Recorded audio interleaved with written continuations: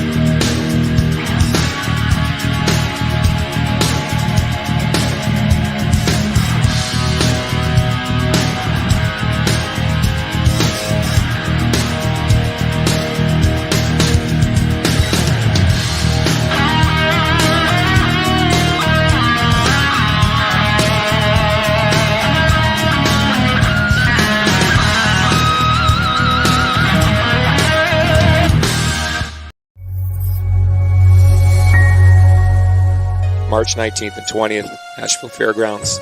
Tickets are available, but if you want to watch on pay-per-view, I recommend our All Access Pass on Fight 2-night tournament. So any winner will have to win 4 matches to be the Crockett Cup champion. And it's going to be a grueling march. I'm sure it is. Go ahead, Pat. Probably one of the hardest things we've ever had to do is pick from all these submissions, all these tag teams from the United States, outside the United States. So it just shows you the growing up as a kid, I watched the Crockett Cup. It was great. You did. The name still resonates. Still has juice on the street, as they would say.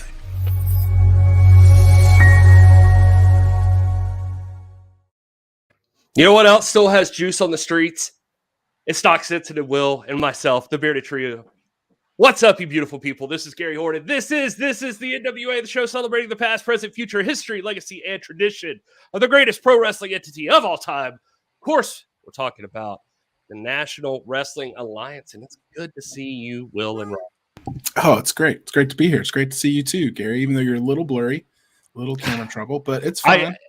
It's so frustrating. I don't understand what's happening to me. The more the rest of us drink as this show goes on, we all get blurry. It's good. You're just giving us a head start. Perfect. Well, at least there's that. Well, you're using a ring.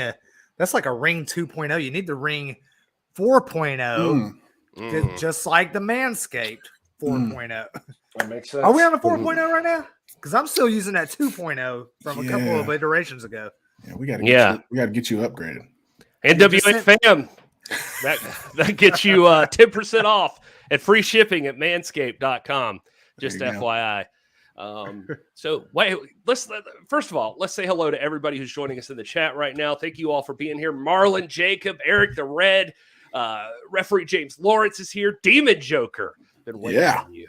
Royded Caps, connecting people through wrestling always. And Delmer, Devin, Media M5, the real Godzilla's here. Schmitty Humwell, we went to high school together. He's here. No, that's not true. I don't know. Okay. Young Ryder, Wrestling Fan 87, Brother Devil Dan the Man Smith. That is a long name. BDD TMS. That's what I'm going to call you from here on. I don't know. It seems harder.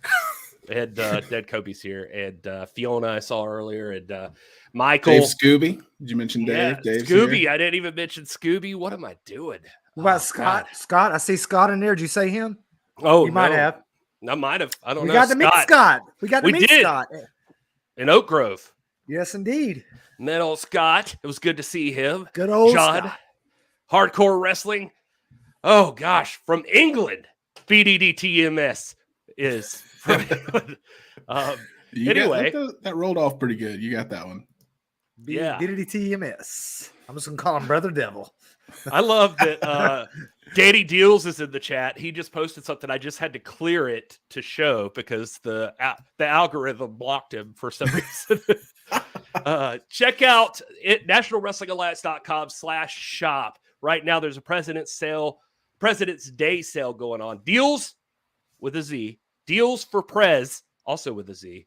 Code at checkout. Get you 20% off. What? All day long.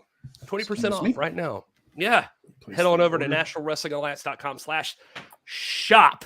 Deals for Prez. Like the number right. 4? That is no, just FOR. Okay. DEALZ. I feel like if he'd have been thinking that through, he should have gone with the PREZ. number Deal 4. four, like an FOUR? You said FOR. You guys are just confusing. It's everyone. Well, this is FOR. getting way too Deals confusing. for Danny Prez. Deals. This is way too confusing. So hold on, let me get this straight. DEALZ. We got you. FOUR? Now Whatever. you're just confusing people. Puerto Rico's in the house. It's good to see you. That's Mecha Wolf country right there. Puerto Rico. There we go. Also, my wife. There's your code. Deals for Prez. Thanks for that. I thought you said we weren't talking about your wife anymore tonight, Gary. He always does that. You keep her name out your mouth. That's who does it. Yeah. All right. Well, yes, Tommy McLaughlin, 80s wrestling dude, NWA equals tradition. I love that. That is true. And speaking of tradition, today we got the brackets released for the Crockett Cup 2022. That's a big deal. We got a lot to talk about today. We got that. Of course, Matt Cardona has still been running rampant online as the current NWA World's Heavyweight Champion. Nick Aldis has had things to say back and forth with him. The once and future king, he may be. Indeed. Yes, sir. And so I wanted to get into talking about Cardona and all this. And I guess we should start off with these brackets. The brackets came out. And come on, Doc. Come on. I'm just trying to get it straight myself because I got some things I want to order. Deals for Prez. Well, there it is. And then Kansas City, Missouri in the house. Kevin blocked out that code. So look at Diva Joker, Mecha Wolf rules. There you go. All right. Next time, short round says Danny Deals. Antonio Cage says, God bless the NWA, and we couldn't agree more. So we're going to get in and we're going to talk about like some of the picks and just break it down what William Patrick Corgan, Pat Kenney, and Joe Galli discussed today. I guess you guys just initial reactions. We don't have to go like into detail on who's in, whatever necessarily, but just how you feeling so far? I mean, we've said this for a while now, but the tag team division in the NWA is already stacked. So the big question on my mind is, how are these brackets going to fill out? How was everyone going to be seated? What matchups were we going to see in that first round? A couple of cool, exciting things with this, play-in four-way spot and one spot that's still TBD. So quite a few opportunities for surprises out there. If your favorite team wasn't mentioned so far. But for me, it was just the answer to that question of all the tag teams that we know and love as part of the NWA that no doubt need to be in this tournament, how they were stacked up against each other. And we can get into those individual matchups later, but I'm excited. It kind of makes it real. You know what I mean? We've been talking about it and now it's real. We have brackets. Yeah, I think this bracket does everything that we wanted it to do. Traditionally, you look at the Crockett Cup as a representation, a cross-section of what's going on in the world. And you have that not only with the NWA World Tag Team Champions La Rebellion, but you've got it with obviously the Briscoes. You've got it with the OGK. You've got cross-promotional representation. But I think this is great because historically the NWA has been a bastion of tag team wrestling, and the Crockett Cup should showcase. This should be this is it, man. This is the what they call in Cobra Kai in the Karate Kid. What's that tournament called? The All Valley. All Valley. The All Valley. You got the best of the best in it. This is the All Valley, man. You got the best tag teams in the world because I really truly think that the NWA represents the greatest in tag team wrestling in the world. We've said it time and time again. You've got some surprises in here. You've got some younger tag teams like Gold Rush. You've got some mysteries. Like we don't know who is going to be there with British Invasion. Yep. I think we all initially looked at Nick Aldis and Doug Williams as a favorite to win this thing. we don't know now. I mean, that's very up in the air. We've got a play-in that I think they said 4 tag teams are going to be involved in that. They're going to come from outside this the parameters of this. So we've got more outside cross promotional, maybe some independent wrestling input here, and then you've got unknowns like the Cardonas. So we don't know much about the this tandem that's been put together. We've got former world tag team champions in this with Stevens and Kratos, and at least one iteration of Strictly Business before. I like this bracket a lot, man. I think it answers everything we want. You're going to have no fewer than 20 teams in this when it's all said and done. There's that number 15 seed to be determined. Really, anything can happen. I'm good with how it is right now. Whatever the mystery happens to be, I'm already satisfied. So everything else is going to be gravy. And I just can't wait to see what President William Patrick Corgan and Pat Kenney pull out of their bag of tricks to make this the best Crockett Cup, that we can possibly have. Yeah, well, like we said up top, didn't want to go through all the details quite yet, but thanks for doing it anyway, Doc. We appreciate that. And then, no, I'm just kidding. I'm just messing with you. Connecting people through wrestling. We hear you. He says, assume we don't know what Billy said today. Can you go over the brackets, please? Well, heck, why not? You know what? Connecting people through wrestling. I say, heckin' yeah. We can go through the brackets today. We can talk about them. And I'm not going to do this with every single seed, but I feel like some deserve it. So maybe like the first few. Let's talk about seed number 1 real quick. And this is who that is. Well, I think the obvious pick, of course, is the NWA World's Tag Champions, La Rebellion. They've held the titles for a while, and it's just obvious. I mean, you hold those titles, and, they defended against guys of every size and acumen. So they certainly deserve to be the 1 seed. All right, that's number 1. Yeah, Pat, go ahead. Layup. Yeah, that one. If they're not the number 1 seed, we go home. It's over. If our World Tag Team Champions are the number 1 seed, what are we doing? What are we doing here?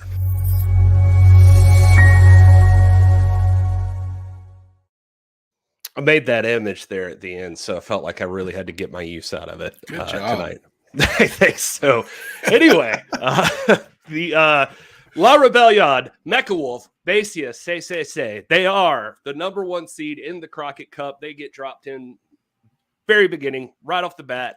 I think I'm with Pat Kenney on that. Oh, if your world's tag team champions aren't your number 1 seed, what are you even doing here? But let's get you guys' thoughts on that. Yeah, I mean, it's a no-brainer. I mean, that was probably the only foregone conclusion in my mind, before the brackets were released, that obviously La Rebellion, they hold the championships. They're the best tag team in the world right now. If they're not a number 1 seed, it would have to have been something, astronomical to outseed them as the number 1 seed. So yeah, it's a foregone conclusion. Mathematical equation, as Doc likes to say. Yeah, we ran the numbers. We ran the algorithm. We did. And you carry the 2, and it's just math, man. I mean, you can't argue with the numbers. Yep. Devin in the chat saying they're the obvious pick.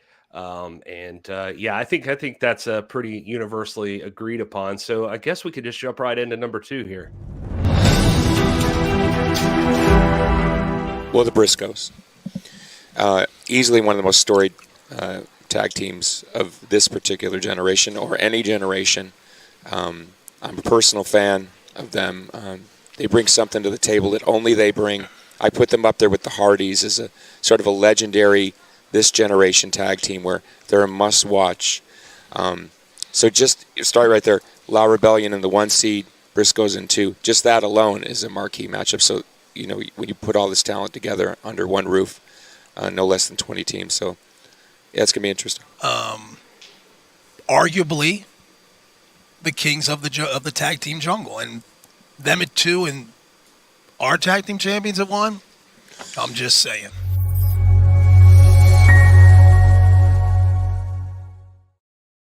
It's just pretty. It's platinum. So that's what I really like about it. But anyway, Briscoes coming in at number 2 seed. And I mean, I don't think there's any surprises in this, honestly. I think you got La Rebellion, you got the Briscoes, and those are the top two teams people probably looked at coming into this thing, right? Yeah, I mean, and they kind of hit the nail on the head. And I love this bracket reveal show. We haven't really talked about this, but this is such a cool touch to hear from President William Patrick Corgan and Pat Kenney, and really the thought process that went into this, because this is a prize fight tournament. I mean, there's an ultimate prize, the Crockett Cup, at the end of this. But I think they summarized it the same way that is in my head, is that, you know, the Briscoes are renowned all over the world. They're very accomplished, even though they are not, you know, NWA roster, as people like to label people. They deserve that number 2 spot because their accomplishments outside of the fact that they're not currently the NWA champions really gives them that prioritization in my mind. Yeah, they answer the biggest need in a tournament of this stature right off the bat by adding the Briscoes as the number 2, because, as Will pointed out, they're not an NWA tag team. We have another a non-NWA tag team, the OGK. We've seen a lot of them. They're a Ring of Honor tag team, so we've got some cross promotional representation. Again, we've got you know, and I know we'll get to it, but we've got some a play in and an open number 15 seed spot too that I expect to be non-NWA. Of course, I don't know that for sure, but if you're looking for representation, cross-sectional representation around the globe, you know, around the world, regardless of promotion, they've answered it with the first 2 seeds. With La Rebellion, their extensive experience throughout Latin America, throughout the United States and the world, and then with them boys, the Briscoes, arguably some might say the best tag team in the world. My money's on La Rebellion, but you know, there's not much of a margin of difference there between the 2 of them. So love this. I think that if you just leave it at those 2, everything else is something I'm going to be satisfied with. Yeah, and it's one of those things, you know, I mean, there's always bracket busters, and we know from most tournaments, it's not always the 1 and 2 seed that end up in the finals. But I think we can all agree, as we've just mentioned, if the 1 and 2 seeds end up in the finals of this tournament, we're all going to be extremely happy to see that match, because that's a match. Even if they don't get to face each other in this tournament, I'm hoping we get to see that match at some point. La Rebellion versus the Briscoes. Dillard's asking, is there an audio version of this? Stay tuned. I'm working on that. I promise. So hopefully very, very soon you'll start getting an audio version of this as well. So follow the NWA on social media, and we'll have more news about that. And also, I throw into Media M5, says, I wish the NWA would have sought out Heat Seekers tag team, Elliot Russell and Sigmund. Heat Seekers, I believe, former NWA World Tag Team Champions. And it makes sense. And I would just say to that, stay tuned, because you don't know, because there's still more teams that have yet to be announced. There's 5 open spots right now. So yeah. So you're seeing a little bit, but Doc kind of mentioned the number 3 seed already. That was the OGK, and they were a little quick to go through this one, and that's for reasons you'll find out soon enough. So we won't dwell on it too much, but the OGK jumping in there at the number 3 seed. And then you had, of course, number 4, which is going to require some explanation since that was going to be the British Invasion, but we'll let Billy and Pat explain that. Well, number 4 is really complicated because with Nick now set to face Matt Cardona for the NWA World Heavyweight Championship, I know Doug Williams really wants to be in this tournament and was looking forward to it. And Doug, of course, is one of the greatest tag team wrestlers ever. So we're going to keep Doug Williams in at 4. I'm not sure who he's going to get, but I'm sure he'll find a credible tag team partner. And so I'm very comfortable with Doug Williams at 4, and we'll see who comes in as his partner. Keep your eye on that situation, because that could get real interesting. Yeah. Real interesting. He's been in the business a long time. I'm sure he's got a lot of friends. Long time. A lot of friends to choose from.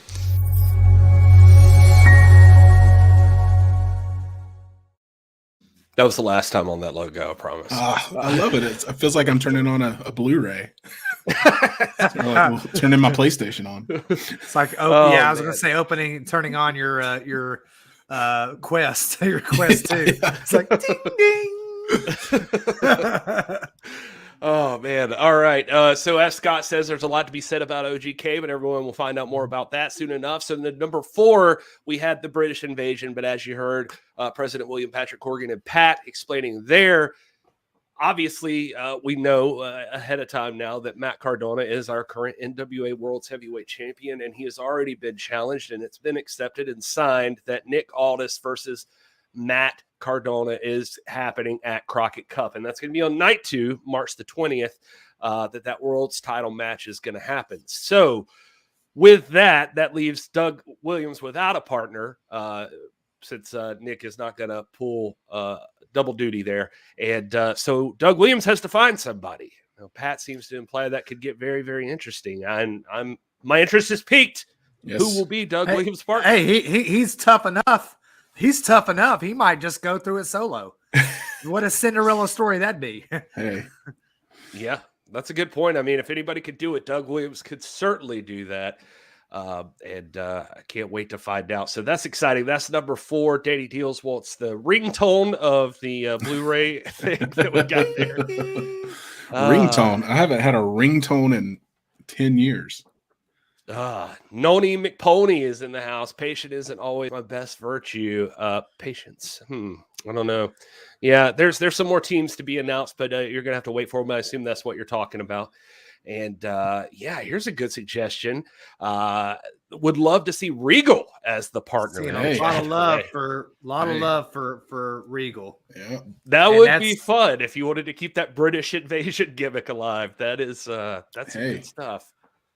I've always loved Steven Regal, and he's another one of those guys that's universally respected. Obviously, we're not back in the back rooms signing contracts and making deals, but Steven Regal, I think you nailed it. I'd love to see that. Yeah, and I also see Caps mentioning Scott Steiner. I'm not sure what the chances are of that, but I love these predictions. Media 5 predicting Scion, and I see Nigel McGuinness in there, and and then Devin mentioning Real World Champ was screwed.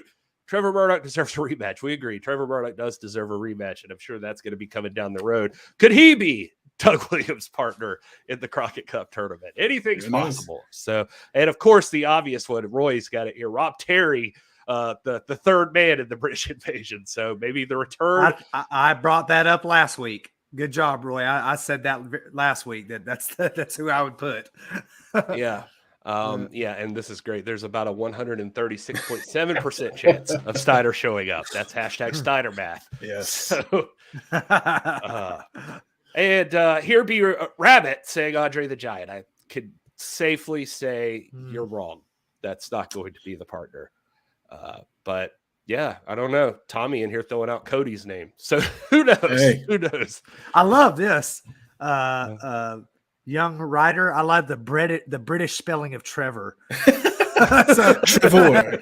Trevor. I love it. I love that. maybe that's how he comes out. That's his new persona after losing the title. Hey, and that's a possibility. That's a possibility. We know that Trevor's going to be there. We saw the ad, but in what capacity? So maybe.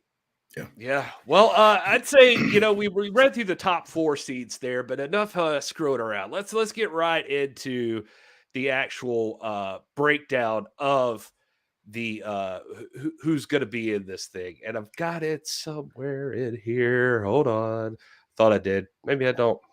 I'm full of crap. Yeah. You heard it here. Yep. Full of crap. All right, there it is. Spoiler alert. Of course, where did he sorry, I had to find it. There's so much stuff in here.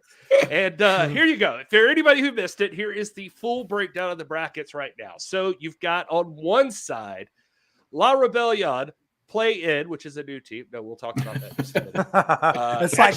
It's like hold on. It's like back in the days, title vacant. As a kid, I was like, man, that dude's got a bunch of belts.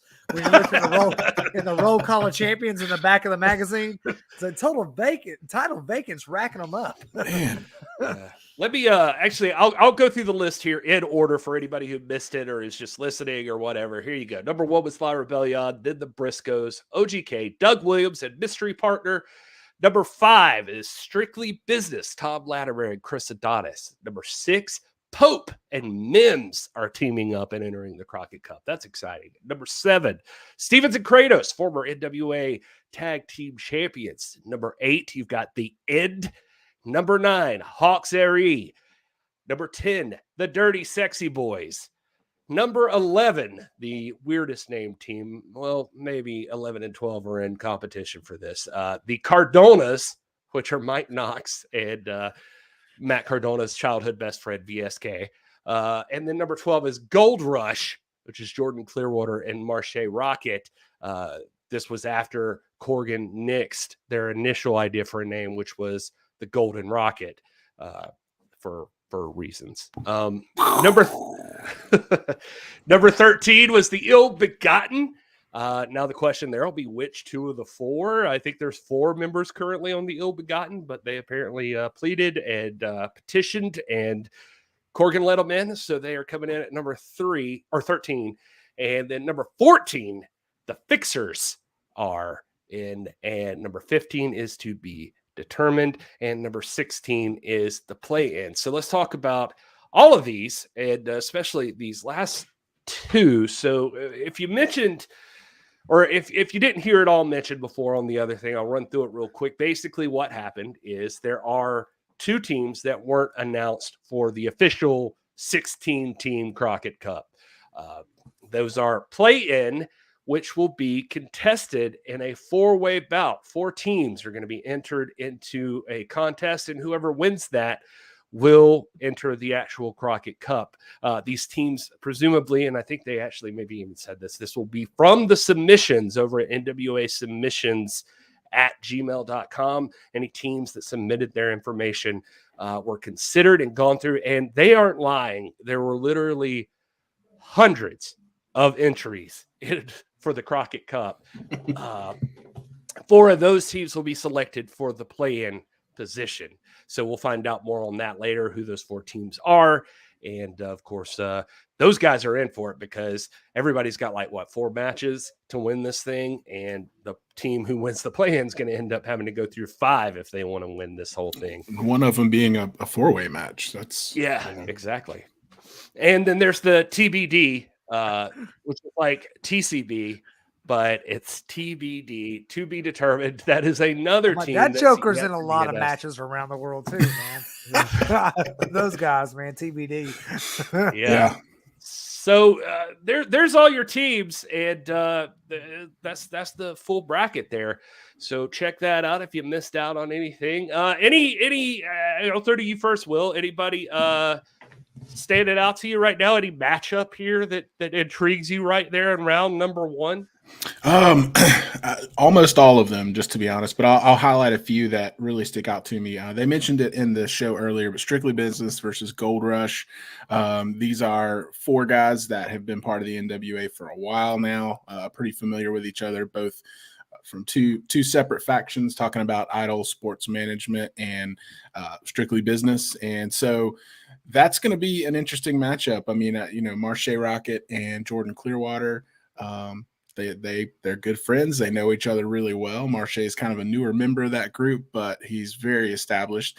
Strictly Business, obviously, I think they're going to have a lot to prove in this tournament. I think they're at a point where, it's time for them to turn up the heat a little bit. So I think that's going to be a big matchup for both of those teams. The other one that jumps out to me is Pope and Mims versus the Cardonas, just because obviously there's some bad blood there between Pope and Matt Cardona and Mike Knox. And so I think that's the match that jumps out to me as, we're going into it with the heat turned up a little bit, because it's not just the luck of the draw. There's going to be some emotion in that match. So those are the 2 that kind of jump off the page for me to begin with. For me, it's the Briscoes versus TBD. We didn't ask, so moving on. Just because, again, you've got 5 teams. That TBD, we see a lot of love in the chat for the Heat Seekers. We see a lot of love in the chat for teams like FTR. We don't know. It literally could be anybody.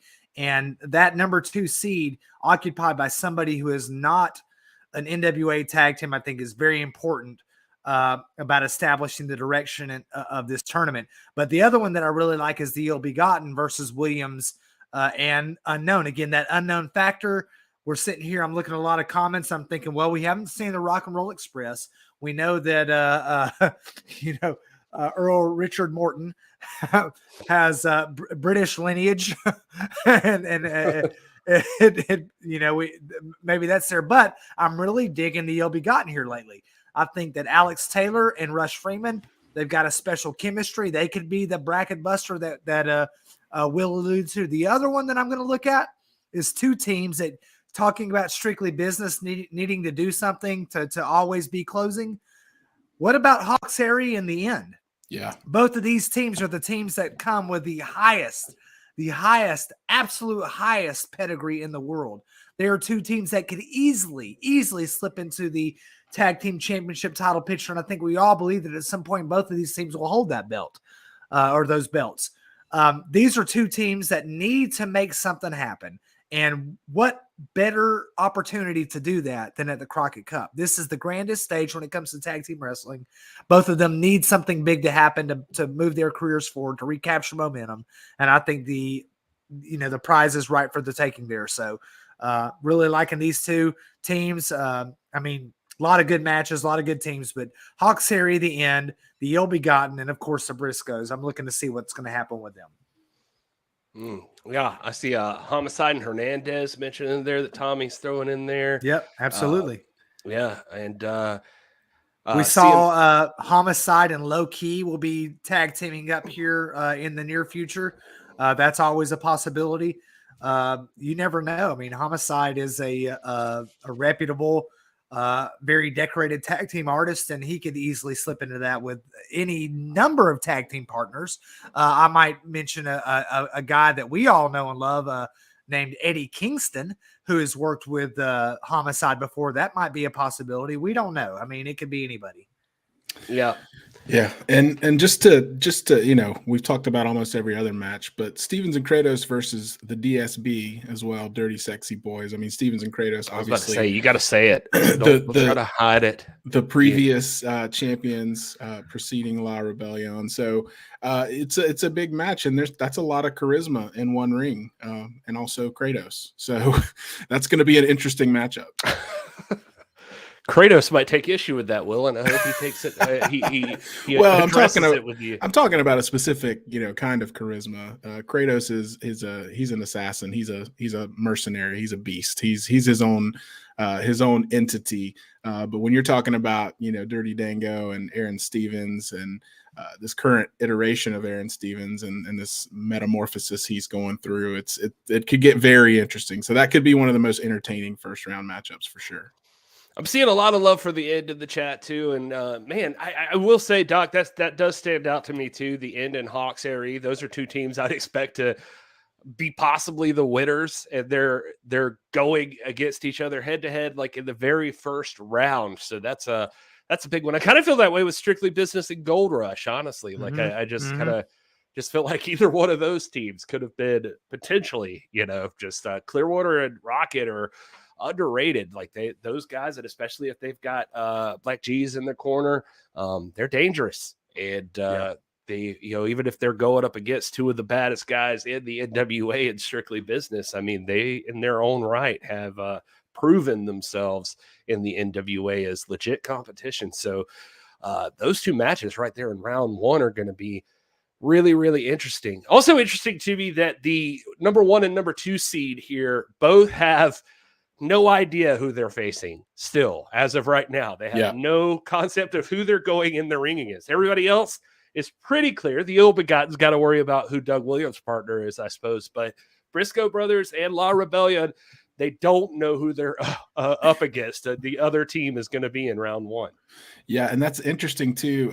If there's two teams that it probably doesn't matter whether or not they know who they're going against, it's La Rebellion and the Briscoes. We talked to La Rebellion a couple weeks ago, and I think we even asked them the question, what do you do to prepare for specific opponents? And they said nothing. They're pretty much always prepared and ready to get in there and face anybody. So, I think we can speak for them that they're not too worried about not knowing who their opponent's going to be.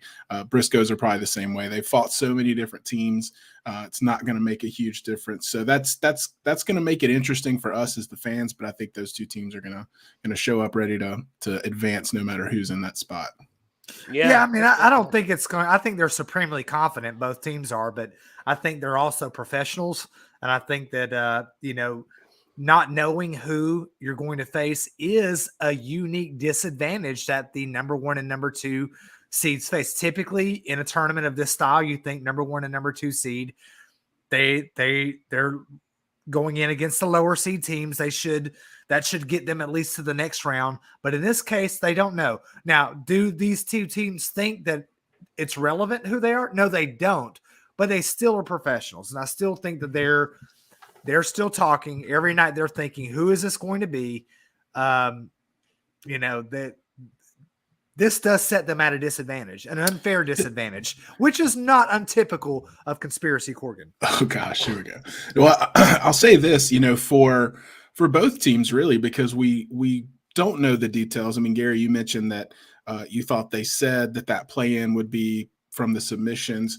I didn't really hear them say that. It could be, but I mean, we don't know who those submissions are. Some of them could have been teams that if we're currently in the tournament would have been seeded in the top 10. So it could really throw off the entire bracket. I mean, you talk about, a team like FTR, what if they get stuck in there at a 15? We know they're not truly a 15 seed. They would be seeded much higher if they were present when the original seeds were there. So, there could be a big shakeup, and it's not necessarily like, the basketball tournament where it's the lower conference teams that are playing in. So that's kind of the big mystery about all this, is who's going to be in those last 2 seeds, and is that going to throw a wrench in the plan for the champs and for the Briscoes? I know Bobby Batillo thinking that it's going to be what do you say? Dirty, sexy boy. I like it. Oh man, that's what they called me in high school. And then, hey, do we have a spoiler right here? A spoiler right here? I'm not at liberty to say. Deals. Hey, I'm not going to say that's happening. I'm not going to say it's not happening, but I'm especially not going to say it is happening. Okay, good. Well, while you've got it thrown up there, don't forget right now, you can go over to nationalwrestlingalliance.com/shop, and Deals for Prez. It's right there at the bottom of the screen. Gets you 20% off in the store. So you want to go ahead and lock that down if you want some cool merch. And there is some cool merch there. And also, I love this question here from Chris, who's asking, who are your picks for the finals? Well, that's a great question, Chris. And before we get there, though, I want to remind everybody what we're talking about exactly. So watch that. It's back. The NWA presents the return of the Crockett Cup Tag Team Tournament live on pay-per-view from the historic Nashville Fairgrounds Saturday, March 19th and Sunday, March 20th. No less than 20 teams, 2 nights, 1 massive event. Scheduled to appear are NWA World Tag Team Champions La Rebellion, the Briscoe Brothers, the British Invasion, Strictly Business, and many, many more. Tickets are on sale now at NWATix.com. That's NWATix.com. And it's worth mentioning to you that if you're not already going to be able to be there, if you haven't gone to NWATix.com and gotten your tickets for the Crockett Cup, you're not going to be able to make it down to Nashville, which I don't know why you wouldn't. If there was ever a time to go see live wrestling, this would be it. The Crockett Cup, beautiful Music City, a whole weekend, make a week of it. Bring the family. Go enjoy some wrestling in a cool city. If you've never been to Nashville, it's awesome. But anyway, if you can't be there, your next best option is going to be to watch it on Fight. And you can watch it on pay-per-view, and you can buy each night separately at a great price, or you can buy a bundled deal and get that for like $5 off. Or might we suggest to you that you try out NWA All Access? $49.99 gets you every single NWA pay-per-view for an entire year. You get the first run of NWA Power. You get NWA USA, more Fight exclusive stuff coming out soon enough. There is no better deal than NWA All Access. I mean, I would just do that right off the bat. If you're gonna get both nights of the Crockett Cup, you might as well get NWA All Access over on Fight. All right, wanted to get that out of the way. And since we did, Chris in the chat there, Chris Hewitt, he says, "Hey guys, who you're picking the finals?" And so got to ask, let's throw those brackets back up here and let's hear it.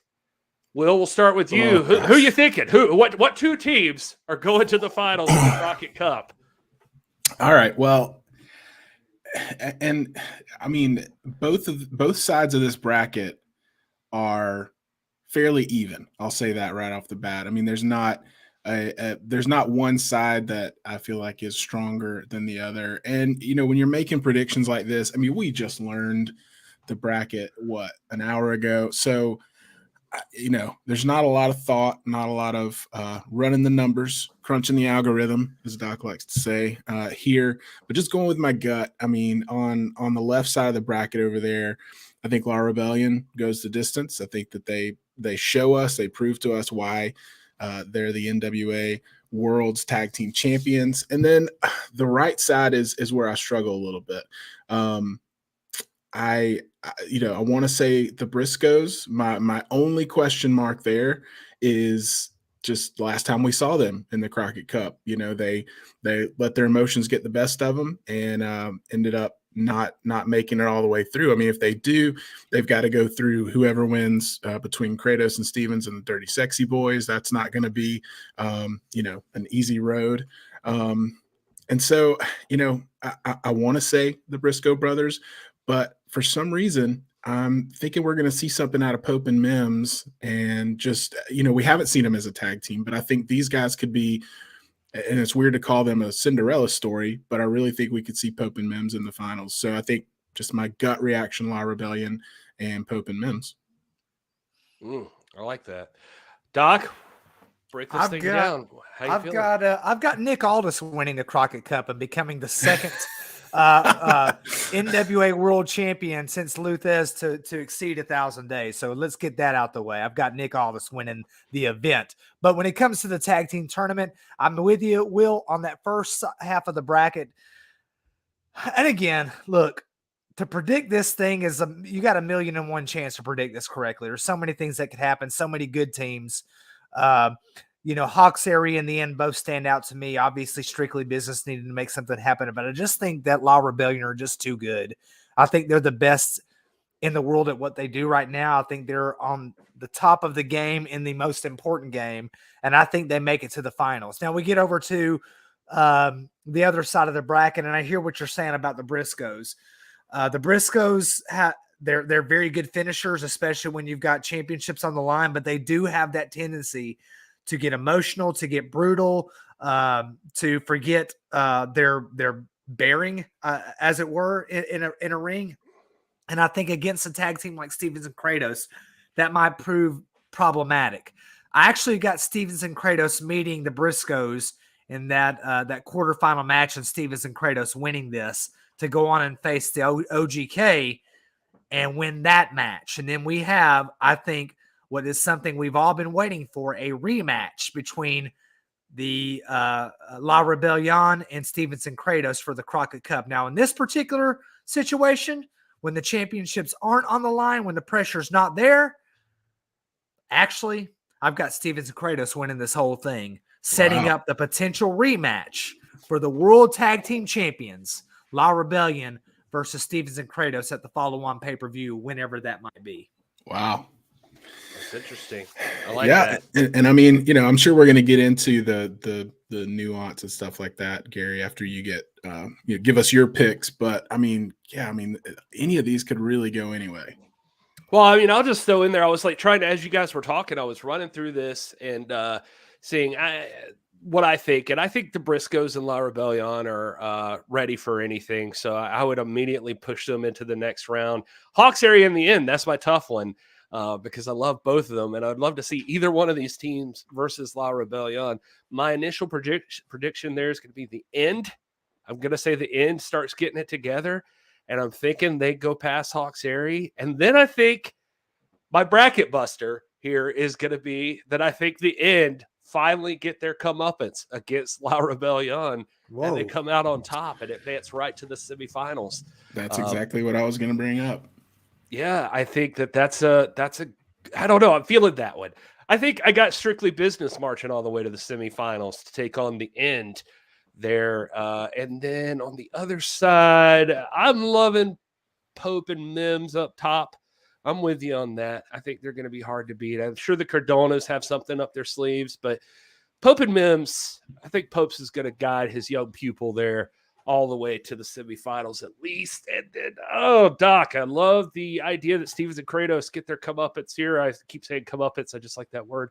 That they are the former world champions. I'm going to say Stevens and Kratos get all the way to meet the Briscoes, and then that's going to be a tough one. I'm going to say I'm going Briscoes over Stevens and Kratos, and then that leaves us what? With the Id versus Strictly Business, I'm saying Strictly Business marches to the finals, and then I'm saying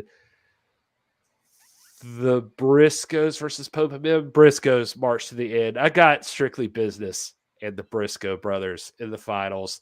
And I'm going to lean, he hates me. He always tells me to piss off. But I'm going to go with Thom Latimer and Chris Adonis on this one. I think Strictly Business takes the Crockett Cup this year. Wow. Hey, big players make big plays, Gary. And Thom Latimer and Chris Adonis are both big-time players. So you might not be wrong there. Yeah. And first of all, as pointed out in the chat, Gary, it's Kratos. Stevens and Kratos. I apologize. But that's like you go down. I'm just going off the top of my head and looking through this list. I mean, the big, difference maker for me, Hawks area in the end, like you said, if we see in that second round, the End versus La Rebellion, this is what, the third time or fourth time that these two teams have met, a couple of times for the titles, or at least once for the titles. And, again, not a title match. Does that change the stakes a little bit? It's not the finals of the tournament, it's the second round. So, does that outcome look different? As much as I believe in La Rebellion and I believe that they are deserving champions, it just would not shock me if that match went the End's way, if that's what happens in that second round. Same story with Hawks area. These guys, know each other better than any other tag team as a father and son. So, if they show up and they're the best version of their tag team, I could see them, going the distance. So, and then you've got Strictly Business. So tough. Yeah, and then the bottom half of that left side, Strictly Business, if they advance against Doug Williams and his mystery partner, that's going to be an interesting matchup. There's obviously some bad blood there with Doug Williams' connection with Nick Aldis, and so there's a lot of stories in this bracket, just looking at different ways that it could go. Yeah, it's funny you're talking about this, and Hawks area, it's not that I don't believe in Hawks area. I believe Hawks area has all the potential in the world to win this whole thing. They're an amazing tag team. That father and son duo, Luke and PJ, they're great. I would love to see them take this whole thing. I just think I don't want to make a mistake here and doubt that the End is the most dangerous team in this tournament right now. Right. I feel like, especially did you, when you go back and listen, if you guys haven't watched the Crockett Cup bracket reveal, even when they get to the end, there's the discussion. Even Billy and Pat are having that talk about, Pat says there's sparks of greatness, and Corgan's yes, sparks of greatness. We've yet to see them put it all together. There's just you're even getting the doubt from the top that they're the End's still missing something. We had La Rebellion on the show a couple of weeks ago, who were, La Rebellion even said about them, what was it? I forget how he put it. It was the ability to take everything, but not the balls to actually do it, or something like that. It was that's an interesting way of looking at the End. And I have to think Odinson and Pero hear that kind of stuff. And they're going to come into this with a point to prove. Well, Pero tweeted out before the bracket reveal, so I know he was watching, and I haven't checked to see if he's responded since then. But it's an indicator too. You look at these brackets, you think of a team like the End, and I wish we had a picture we could just throw up, because you look at these guys and they're monsters. They are dangerous. This is a dangerous tag team that is incredible. And in what other tag team tournament in the world would these guys be all the way down at a number 3 seed? You know what I mean? With two teams ahead of them. So that just shows you really the depth of this bracket and this tournament and these tag teams that are here. And I mean, that's a big topic of conversation. In the end, how are they going to show up? What are they going to do? I mean, if they show up and they put all the sparks together, then yeah, they're unstoppable in this thing. So we'll just have to see. It's going to be a lot of fun. I'm excited about the Crockett Cup. I want to get you guys in the chat, your thoughts. Noni correcting you, Will. That's a number 8 seed. Oh, it's number 8? Holy cow. Yeah. It's hard to see. I was trying. OGK's number 3. Man. Noni don't let nothing get past her. No. You can't. No, don't. Well, that's even more. I mean, in what other tag team tournament you got 7 teams ahead of them? And I don't know that I would have put 7 teams ahead of them even in this tournament. But I don't make the big bucks around here, so. She actually mentioned this earlier too. Pope owes Cardona some pain. I didn't even think about that when I was running through things, but Pope's coming into this thing with a vengeance. So when he gets to get across from Mike Knox and VSK, he's going to be ready to dish out some punishment. So good point there, Noni, on that one. But yeah, a lot of people saying the end, it's in the name. They're making it to the end. And here is more love for the Briscoes. And Tommy making an excellent point here. All these teams show depth and possible instant classics. So that's the beauty of it. And I love it from Tommy too, because Tommy, it's all in the name. Tommy remembers your Magnum TAs. He remembers your Hands of Stone Ronnie Garvins. He remembers the first Crockett Cup, the second Crockett Cup. He remembers those legendary tag teams that made the Crockett Cup so important in the the late 80s, 86, 87, and 88. And this one is shaping up to be just as comparable to all those tag teams. Fantastic bracket.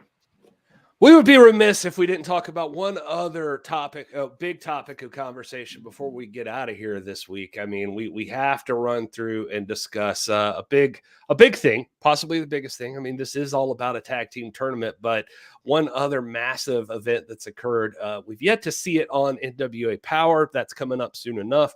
But Matt Cardona is the NWA World's Heavyweight Champion. He's been in Paris, going to Disneyland. He's been having a lot of fun. We'll take a look at this. Always ready, Matt Cardona, the new NWA World's Heavyweight Champion here at Disneyland Paris with my hot wife, Chelsea Green. Say hello. We're about to go ride the Trevor Murdoch ride. What's that?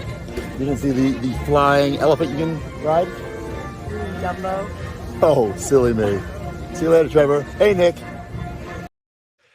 So Matt Cardona having a good time, living it up as the NWA World's Heavyweight Champion. I mean, despite everything, I do have to give him credit. He is walking around Disneyland Paris with the 10 pounds of gold. So that's special. That's right. It is 10 pounds. So that's not. He knows that now. He's walking around with 10 pounds of gold. One of the most important artifacts in the history of professional wrestling in the world. And where does he take it to? Not the Louvre, not the Champs-Élysées, not Notre Dame. He takes it to Disneyland. He takes it to Club La Vila. That's the kind of champion you have right now. He's talking about putting a purple strap and a spinner plate on the belt. That's why Nick Aldis needs to save us. He said it the other day. I finally agree with something that Cardona said. The NWA now is needing saving. When it was in the hands of Trevor Murdoch, it was in good hands. Now it's in the hands of this goofball. All due respect, he is the world champion. He did defeat Trevor Murdoch. But Nick Aldis is coming to take that championship back. Devin in the chat saying he wants Cardona to actually beat Aldis just so Trevor can get his revenge. Well, he actually said Cardonia. Oh, Cardonia. Nice. I like this. Var Varuso, Matt Cardona versus Cody Rhodes for the NWA World's Heavyweight Championship, Disneyland Street Fight. Book it, yes. Mr. Corgan. Love that. If you missed Power this past week, Matt Cardona did he was in action against the Savage Gentleman, Victor Benjamin. That was an awesome matchup between those two. Cardona coming out on top. So this is going to seem a little outdated, but we did get a chance to talk to Matt Cardona after that particular match. This is before he would get his world title opportunity. So TV terms, this is real time. But anyway, check that out. Sitting in the back with Matt Cardona. Matt, the undefeated say it again. The undefeated Matt Cardona. The undefeated Matt Cardona. Give me a better intro than that. More excitement. Do you know who you're standing in front of? This is a shoot, guys. Like, I got here a couple months ago, and I heard all the rumblings from the boys in the back, and people are afraid I'm coming to, take their spot. I'm not coming to take your spot. I'm already above you. I'm above you all. Whether William wants to admit it or not, he knows that. I know that. Trevor Murdoch, he knows it too. I am here in the NWA to inject some relevancy. It's 2022, people. There's a difference between being nostalgic and living in the past. And Trevor Murdoch is living in the past. I am the past, present, and future of this goddamn business. And I am also the future NWA World's Heavyweight Champion. All right. Well, there is Matt Cardona. Doc, you're not loving that. I already see you shaking your head. You're not feeling it.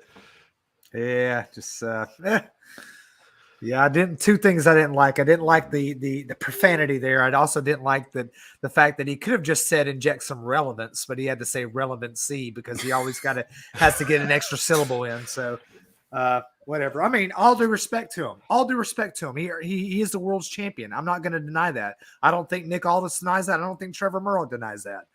But he just does not understand what he has right now. He does not understand. It's not hit him that what he's holding right now is the Holy Grail, and that it deserves all the esteem and the respect, and the locker room deserves the respect. So Medium 5 has said worse at 4 years old, just FYI. So it's a bad mouth little 4-year-old. I have a 4-year-old. He's picked up a few choice words. He's dropping the GD. Not there. But. Oh man, Demon Joker predicting, Doc, that it's going to be us and my alter ego. This is Greyhorn. Read that as it is, because that made me laugh. The 15 team announced for the tournament is Tigers. This is great. That's a little homage to your opening, Gary. This is the NWA.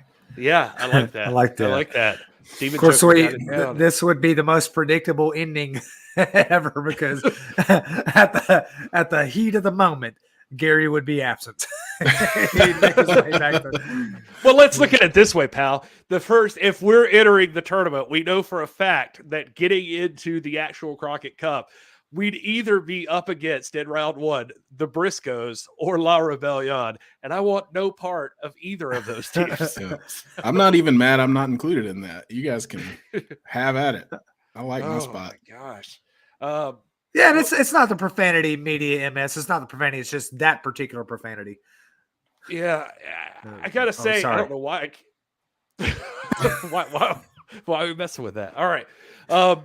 No, here's the thing about Matt Cardona to me that I'm curious about. I'm interested in what you think too, Will, on this one. Just that it's weird to me because Doc seems to also have the mentality that he likes the disruptors. He likes the rebels that go in there and get things done. And Matt Cardona is certainly fitting that bill, but it's like he's rebelling against something that Doc loves now. So it's tweaked a little bit this time because I'm looking at him and let me hit you with some facts real quick. Matt Cardona, like a lot of people said, he's going to bring more eyeballs. That's possible. Ticket sales shot up a little bit when Matt Cardona won the NWA World's Heavyweight Champion. We've seen it on social media, like talk happens. Fandu Belts told me the other day that sales of the 10 pounds of gold through them have skyrocketed compared to recently. They actually, if you check his social media, they sent Matt Cardona one of their official replicas as a gift just because he's helped sell so many of the title belts. So It's not that he is not recognized. He is doing something. He's sparking something, whether we like it or not, I guess is what I'm saying. And so, and for him, I look at him as that I see it, and I love that this is the argument, because I think what's happening is there's this idea that NWA is tradition, it's history, it's legacy, it's respect, it's all of these things. And this guy barges in and he's spitting on all of that. He says it's not relevant, it's old, it's boring, it's passé. And it seems to be that's kind of his MO, because I mean, even if we want to talk about like something like a GCW where he barged in there, that's deathmatch wrestling. And he now calls himself the Deathmatch King. He walked into GCW and won their world's championship and called himself that. And so this is by refusing to wrestle in that style, by the way. And so it's like he doesn't, I can't tell if he actually believes what he's saying, or if he is, like I said, just a disruptor. And that's what I'm curious about. Is that to me or to Doc? That could be to either one of you. I just started rambling. Oh, well, I'll defend Doc a little bit. He does tend to give the benefit of the doubt to some disruptors and things like that. But one thing Doc has never wavered on is the history and legacy and tradition, and the priority of respect when it comes to stuff. So that's where it hasn't shocked me that Doc's not fully on board with Matt Cardona and the things that he's saying. But for me, that's what it comes down to. It's I have no problem with disruptors. I actually view La Rebellion as disruptors. They came in, but the one thing they didn't do was they didn't disrespect their titles. They didn't, because ultimately, and Cardona doesn't say this, but he's sitting there holding the 10 pounds of gold and talking about the NWA needing saving. What does that say about you when the champion, you're basically saying that the title that you hold is irrelevant, which we all know it isn't. It's the longest lineal world championship in professional wrestling. It's got more history than any championship out there, and it's the top of the mountain. And so, there's just a disconnect there for me mentally when he says that. And as just like Doc said, I mean, all respect due to him. He is the champion. And I'll never downplay that as long as I'm an NWA fan. But the rhetoric about disregarding history and legacy and tradition, which is obviously what we're all about and what most of our hashtag NWA fam is all about, it just doesn't sit well with us, doesn't resonate well with us. And to your point, whether he's doing that on purpose or not to just kind of poke at us and get a reaction out of us, that's something only Matt Cardona knows. But as you said, I mean, it's getting a reaction. My hope, and I know I speak for all of us probably, is that he gets that reaction, and then there's an even bigger reaction when Nick Aldis does in fact truly save the NWA from this direction that we're heading right now, and reclaims that title. Because certainly in our lifetimes, but maybe in all time, Nick Aldis has been the greatest example of a world champion that any of us have ever had. So I think that would restore some order and get things back to the way they should be. There's nothing wrong with being a young guy. There's nothing. I mean, he's 1 year older than Nick Aldis. Matt Cardona was born in 1985, which again, that surprises me when he talks about watching the NWA in the 80s and being bored by it. I'm like, what are you talking about? You were 4 years old when you could even, by that point, Crockett Promotions had passed its heyday, and we're going into a different era in the history of the NWA. But it just seems to me like when you're talking about the NWA, there should be sacred ground that we can all agree on as professionals. I was the one of the three of us that was willing to give Matt Cardona a shot and to overlook some things here and there. Even Mike Knox, when he was challenging Trevor Murdoch, even he said, look, you respect Harley Race, I respect Harley Race. Even he said that. But I've yet to see Matt Cardona, and maybe I've missed it, maybe he has, but I've yet to see him pay that kind of respect to the office that he now holds. And when you're the NWA World Champion, it's much more like an office that you hold. It's not like any other wrestling promotion in the world, because this title, yes, it goes back to Orville Brown in 1948, but arguably it goes back to well before that. I'm talking about guys like William Flagg, right, Gary? Half mast, baby. It goes back well beyond Orville Brown and Waterloo, Iowa. This is the trophy that represents the legacy, history, and tradition of the one true sport. And when you hold it, you've earned something rare. It doesn't happen very often in the history of the world. And when you get that opportunity to taste of it, even if it's just a couple of days, like Tommy Wildfire Rich. Tommy Wildfire Rich, even now, I mean, he was the hottest man in the state of Georgia growing up for me. He was as big as Ric Flair, maybe bigger in the early 80s. But when you've got this, when you get a chance to hold this, you owe it to the people that you share the locker room with. You owe it to every man that's held that trophy before to acknowledge, look, this is bigger than me. Right now, I'm a custodian of it. I'm going to protect the tradition as best I can. That's why I like the Disruptors. That's why I respect someone like Nick Aldis, who is so ruthless in protecting that, because he knew that he would be the man that could safeguard this company and could promote this company. And I mean, that's it. The World Championship is everything. And I just happen to think, it seems to me that Cardona thinks he's bigger than the title. And if you think you're bigger than the title, then you're nothing but a damn fool. And that's what I'm saying to you, Cardona. You're a fool. Can you wait and say that when we're? I'll say it to him. I'll take it. But I'm gonna have Nick Aldis beside me when I say it.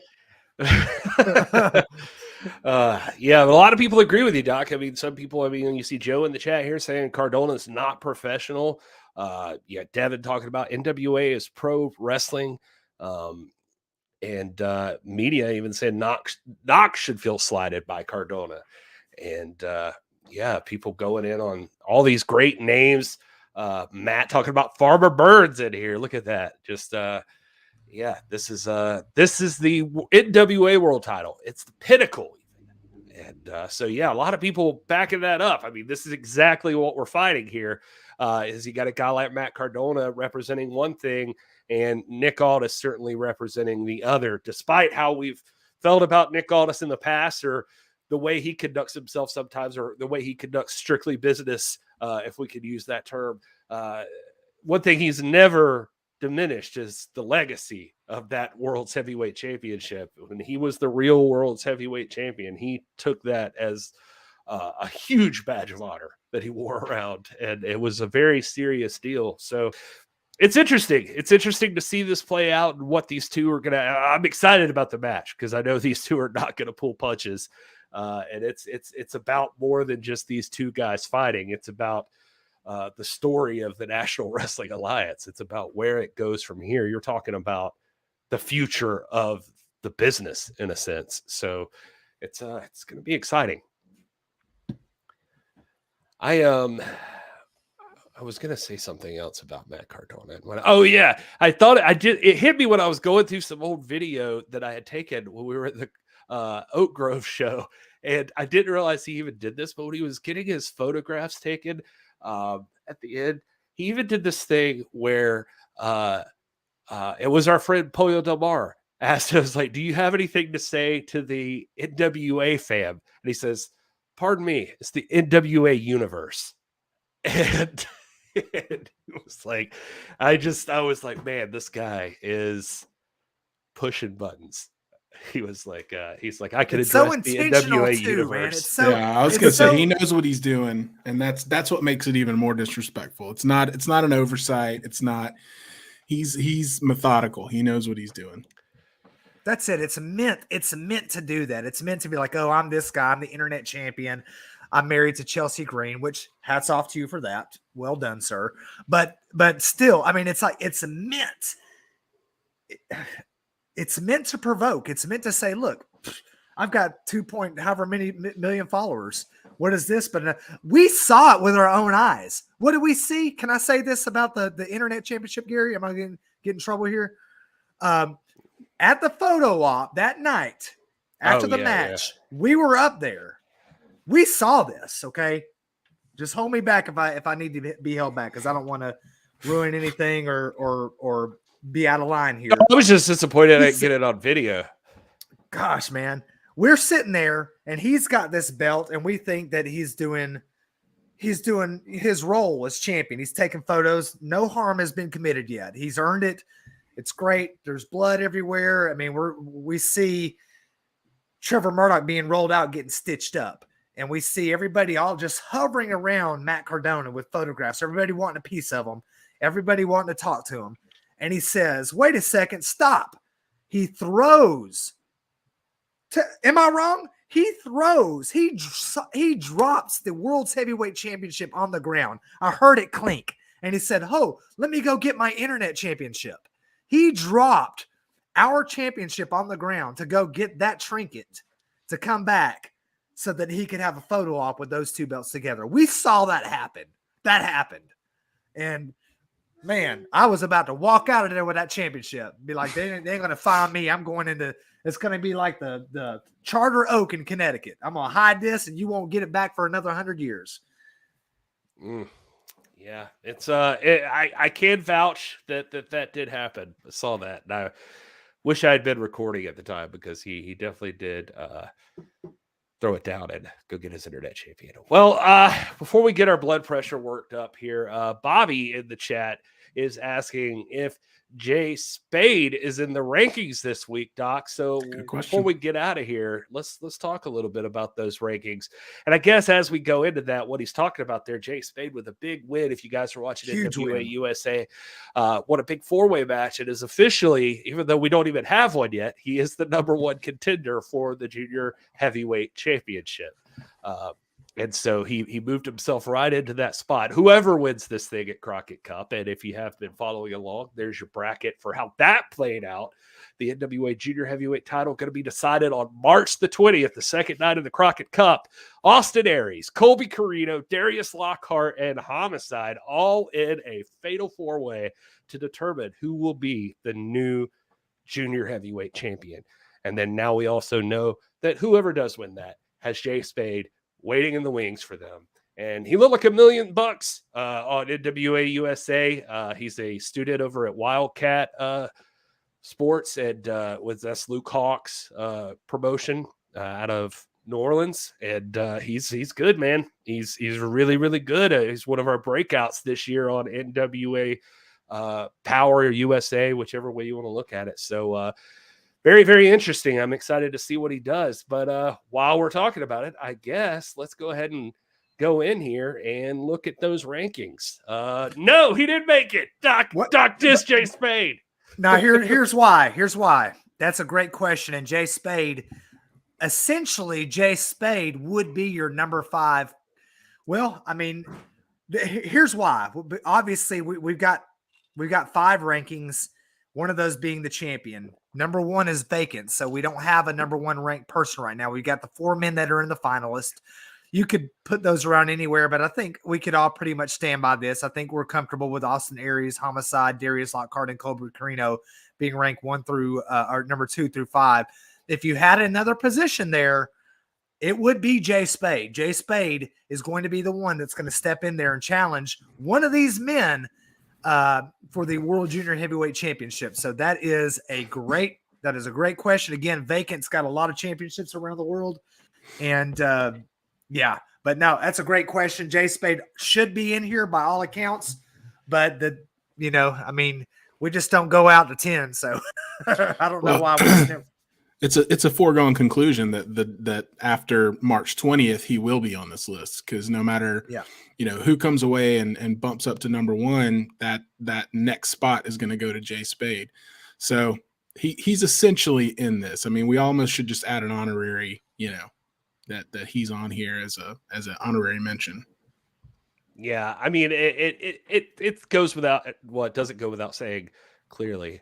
But anyway, Jay Spade, you still get love from us. We think you're good, buddy, and we can't wait to see more out of you this next season of NWA and maybe even more on USA coming up soon.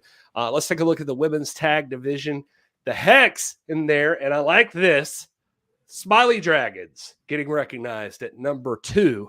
on that list, and that makes a lot of sense because you can say what you will about the other teams on there. We haven't seen much out of Kylan King and Red Velvet. Markova and Missa Kate haven't really teamed up anymore. Genocide and Pella Blaze have been doing well, but they've been working on their singles stuff more. Smiley Dragons have been participating in singles action, but in those singles matches have each been beating members of the Hex. So that goes to say, I mean, I would have to assume, and I think Velvet Sky was even alluding to this during this past week's Power, that Smiley Dragons should be getting an NWA Women's Tag Team Championship spot, I would think. Yeah, they're well past due for it, and you're looking at two when it comes to Smiley Dragon. Let's put it like this: the Hex are doing their work; they're doing what they have to do. We want to see a lot more out of this division here in future months, and I'm certain that we will. But Smiley Dragons right now, I mean, what other team has the chemistry except for maybe the Hex that the Smiley Dragons have? Yeah. Genocide and Pale Blaze are compelling, but I'm not sure they're on the same page. You know, we're looking at Kylan King and Red Velvet. They make this rankings by virtue of their strong performance in Empower. We've not seen them work together in NWA settings since, and Natalia Markova is not really getting along with anybody. That's the woman that she has teamed up with. But Smiley Dragons are poised. If there's going to be someone that's going to dethrone the Hex, it's going to be them if it's going to happen. And this is a tough. I mean, we could talk about this for just a second before we move on. But I mean, this is a tough division for the NWA because the Hex are very deserving and accomplished champions. The problem is finding tag teams to compete with them. I mean, that's just the truth in all of this. And so, you know, a lot of the tag teams on this list have been put together, just, you know, some great singles competitors that have been put together, but ultimately their heart is in singles competition, talking about Genocide and Paola and Natalia Markova and stuff like that. And so I think, you know, as you said, in the coming months, we're going to see some more tag teams pop up in this division because, you know, the Hex, they need some good competition, and I think it's on the way. Yeah, and Matt mentioning, you know, are the women's tag titles being defended all over or just NWA? I would say for a period there, Matt, you could argue the NWA women's tag team titles were being defended as much as any other championship or more. The Hex was taking them all over the place. Just won like a double championship match recently, defending their titles and winning another company's titles. They're over in a European tour right now and actually defending the tag team titles in matches over there. And if I'm not mistaken, maybe referee James Lawrence might be able to correct me on this, but I think they might be the first to ever do that with the NWA Women's Tag Team Championships. They might be making history right now. They're doing what they got to do. The Hex are doing their part. It's like the criticisms of any champions, any promotions champions are like, who have they beaten? The answer obviously is, well, they're beating everybody they've got to beat. It's not on the Hex. They're not the ones that's involved in booking and contracting and this and that. They're doing their part. We just need, we need thicker competition in this division. They deserve it. They want it. And I think that they'll be able to withstand whatever competition coming their way. I really think that the Smiley Dragons, though, they're hot right now. They're gelling, and they're a legitimate threat. We're talking a lot about tag team wrestling tonight, but we might as well jump in and see what the boys are up to over here. Doc's got La Rebellion, obviously ranked #1 in the world right now, and then closely followed by The End, then OGK, and #4 with a split there, Hawks Airy and British Invasion. That's a stacked list right there. But La Rebellion, I mean, say what you will. They look funky and they're all over the place, but they are one of the baddest teams in the business. Also want to say, too, there was mention made in the chat earlier a little ways up about Japan not being represented in the Crockett Cup, and that's where I've got to disagree because The End are they're not Japanese ethnically, but they are a quintessential Japanese tag team. They toured Japan. They really have cut their teeth in Japan. They have won championships all over Japan. They identify as a Japanese tag team. If you follow Odinson on TikTok, he's constantly making Japanese healthy food. Just throwing that in there. Yeah. So you do have they are a fixture. You know, when you look at big guy teams that are respected historically in Japan, wrestlers like Terry Gordy, like Big Van Vader, Dr. Death, Steve Williams, Scott Norton, those big guys all, were larger than life in Japan. Obviously the Road Warriors and the End are right there with them. Odinson and Pero, they have that same veneer. They have that same gravitas over there. They carry that same weight and that universal respect. And I think many Japanese promoters look at them as a team of their own. And so they are very much in that Japanese style. Yep.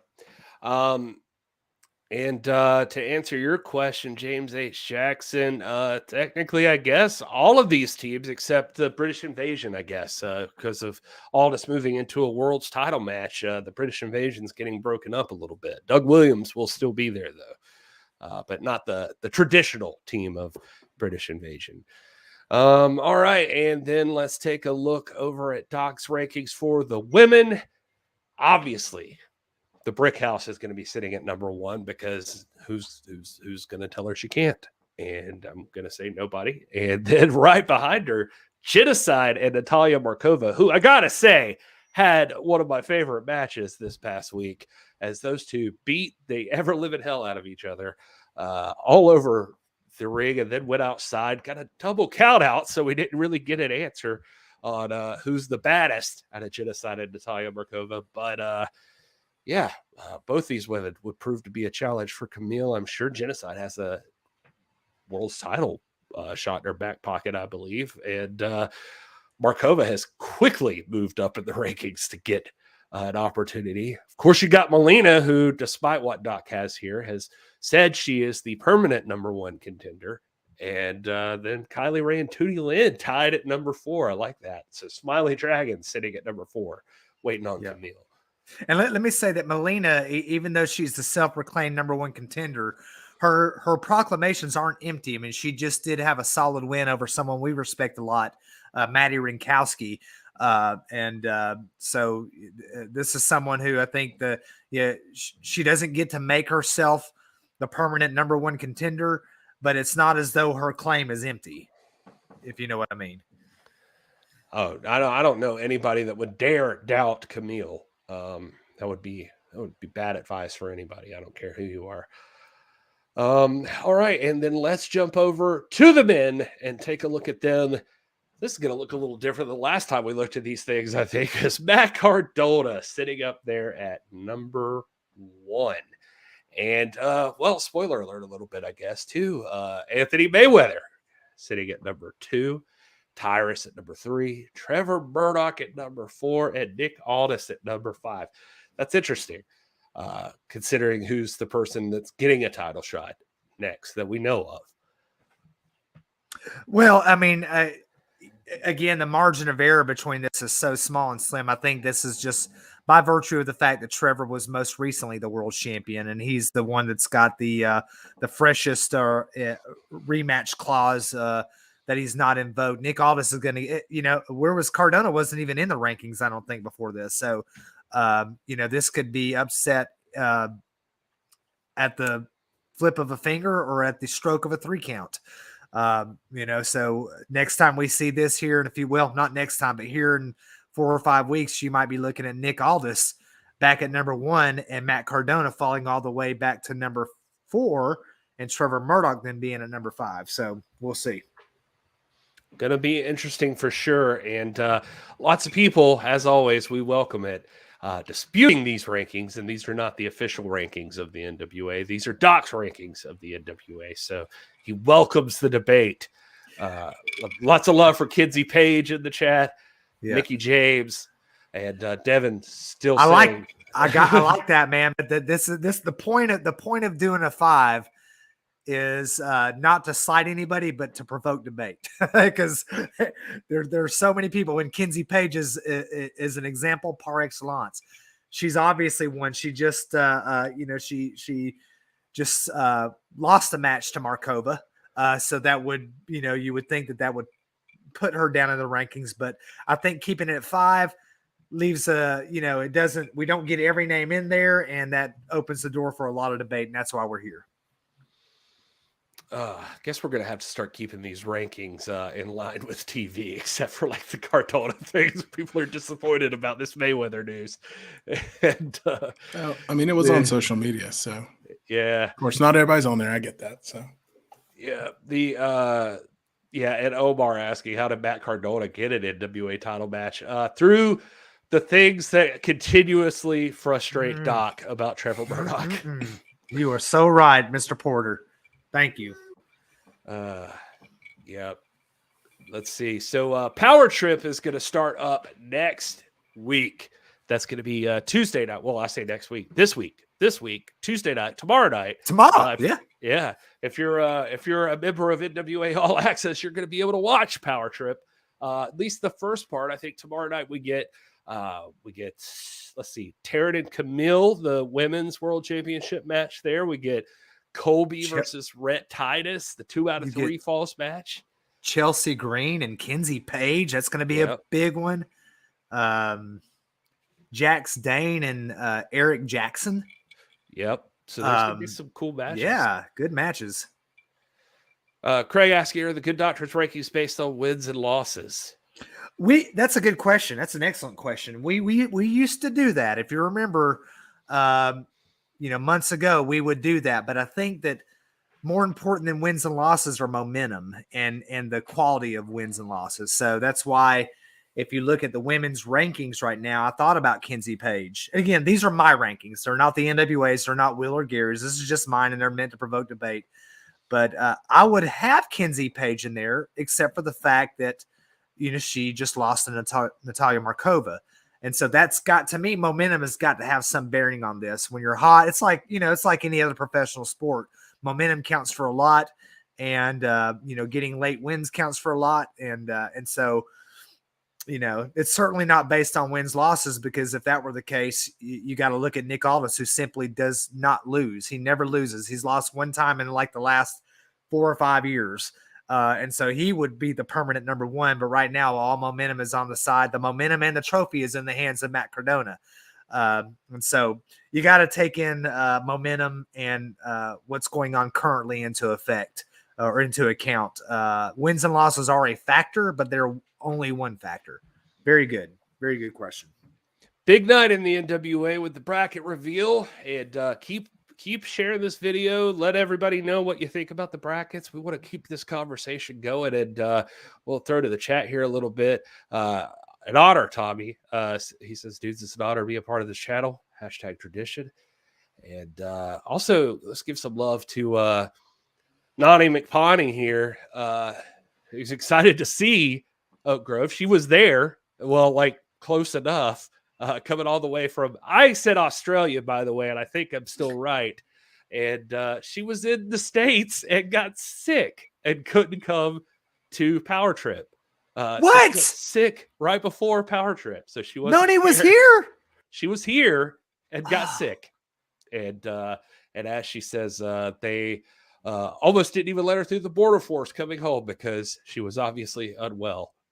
And so, yeah, a bummer there for, yep. And I was right. Australia. I hope you listened to that one episode where people disagreed with me, but I knew it was Australia. Nobody named Nani in Scotland. Well, there's lots of McPonies though.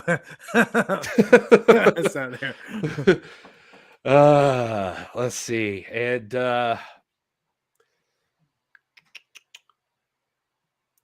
one question, Tessa Blanchard, thoughts? She exists. It is true. Love her. Yeah, I like her. You can't ignore her. Matt wants a top 5 separate champion out of the 5. PWI does that. Do you know what that is? Yeah, taking the champions out of the top 5, like listing them at the champions top. And then the top 5 non-champions. I think I've said that before too.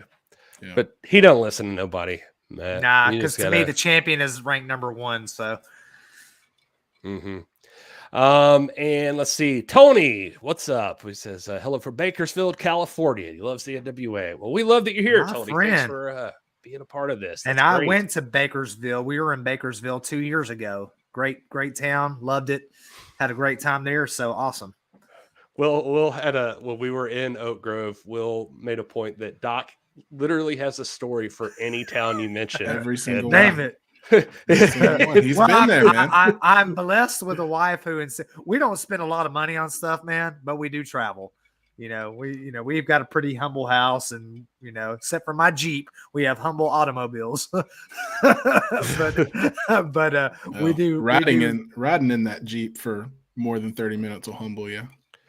if you're bigger like me and Gary, trying to climb into the Jeep will humble you. Yeah. There it is. Yeah, if you're over 35, for sure. Yeah, because Doc's Jeep is about 12 and a half feet off the ground. So Nick Aldis has been in that Jeep before, and he's a tall guy, and even he was like, man, are we like overcompensating for something here?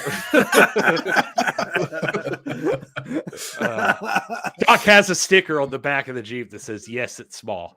So it's nice. Brother Devil Dan the Man Smith asking if there's an NWA video game in the future. I hope so, but the closest you can get right now is Retromania. Yes. Yeah. And they posted the other day, and it was retweeted by the NWA, and it was Matt Cardona versus Nick Aldis for the 10 pounds of gold on Retromania. Yeah. And somebody was like, can we get a real video game like this, please? And I had to jump in there and be like, that is a real video game. I finally got the blessing too. I finally got the blessing after a year now of trying to convince the wife that I need the full cabinet. So I'm going to have the full cabinet right back here, at some point. Jamie Miller or Jamie Millar, I'm not sure how you say it. He is from Scotland, or she. I don't know. You just got a J for your picture. So you are from Scotland. You know that. But anyway, thanks, Bobby. We appreciate you being here. Thanks, Craig. Thanks, Dave Scooby. He's ready for Crockett Cup at Wrestling and Whataburger. That was the only benefit I got coming home was, it was the screw up on my part. And then the airline screwed with me. And I got home finally, got my bags and in the car with my wife around midnight. And but on the way, I had to fly from Nashville to Houston to Greenville, South Carolina, and that was a lot of fun. But the benefit of Houston was I got to hang out there, and I never had Whataburger before, and there was a Whataburger in the airport. So I also like Topo Chico waters, and they sold those all over the place there too. So good for you. You don't tell the people though the reason why you weren't on the same flight with me. Was because I said it was a screw up on my part.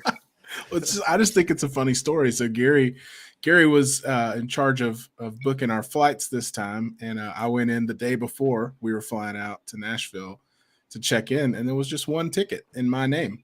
And so I was like, Gary, did you order one ticket or two tickets? And sure enough, he had only ordered one in my name, which I'm flattered. Thank you. But we had to go last minute and order Gary's flights, and there was not many options available coming home. Always thinking about others before me. And right. That's what I did.